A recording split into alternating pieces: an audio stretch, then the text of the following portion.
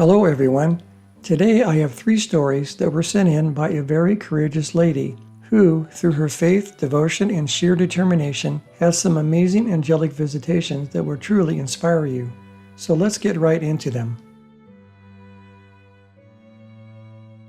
This first story happened when she was in high school and was pulled to safety at the last second from certain death by an angel. When I was in the 8th grade, I belonged to a sorority in El Paso, Texas. While at one of our sorority meetings, I was invited to drive over with one of the members to her home to pick up pictures needed for the meeting. Unbeknownst to me, she had been drinking and didn't have full control over motor functions. We were driving down a dark gravel road which crossed the railroad tracks, and without realizing it, she veered off the road and slammed hard into a ditch. 3/4 of the car was laying on the railroad tracks.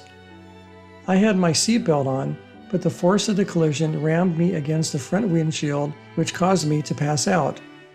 When I came to, I looked up, and to my right, I noticed a large orange light getting bigger and bigger. It dawned on me that the train was heading right for me. As I looked forward, I could see people jumping up and down, waving their arms at me. I finally got my wits and tried to open the door, but it had been bent against the tracks so it wouldn't open. At this point, I thought I was going to die, but suddenly I felt a hand on my shoulder, and then I was pulled completely out of the car through the shattered window on the driver's side. In all of the excitement of the moment, I never saw who it was. With just seconds to spare, the train hit the car with such force that it derailed, and I could hear people screaming. I was a little beat up from the accident, but when the train collided with the car, I was knocked down but left unscathed. I asked people who saw the whole thing who it was that pulled me out of the car at the last second. Everyone said there was no one. I just came out on my own. Glory and thanks to God for saving my life that day. I believe it really was an angel who came to rescue me. This next story is a little intense, but Archangel Michael took control of the situation and everything turned out well. I was at my church on a Friday night, and we were praying for children, specifically those who were being trafficked and abused. In our prayer services, we gave a lot of decrees to Archangel Michael. Decrees are a very powerful form of prayer. Following the service, I headed home to my apartment, which was in a complex. It was around 10 p.m. when I arrived at the door, and as I was unlocking it, I heard yelling in the apartment next door.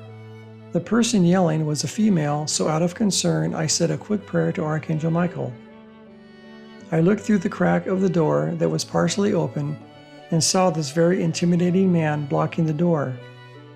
I felt this strong presence come over me, but my main concern was to see what was happening because I knew it wasn't good. The man did not notice me, so I looked from behind over his shoulder and could see a little girl, and she was hiding behind Frank, the apartment manager, who was also in the room. Her eyes were huge. She was full of fear and unfortunately in a little bathrobe. She said over and over, "He's trying to kill me, he's trying to kill me." The man at the door was telling Frank to give the little girl back to him. At that moment, I went back to my apartment and made the most intense cry for help to Archangel Michael. Then I walked back to the apartment and in full intensity flung the door wide open and said to the man, "You better leave now, I just called the police." At that moment, the man pushed me aside but never looked into my eyes. He was staring above me with absolute fear as he passed by.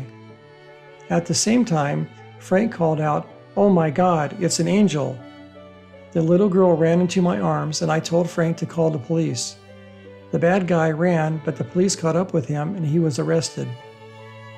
Eventually, we went to court over the event, and he was put in prison. The little girl and I stayed in touch for quite a while after that. One of the things Frank told me later was that when I flung the door open, I looked over 10 feet tall. I told him that I cried out to Archangel Michael for help and felt him standing over me. This last story shows how angels can appear out of nowhere and lead us to safety when we stray into a dangerous situation.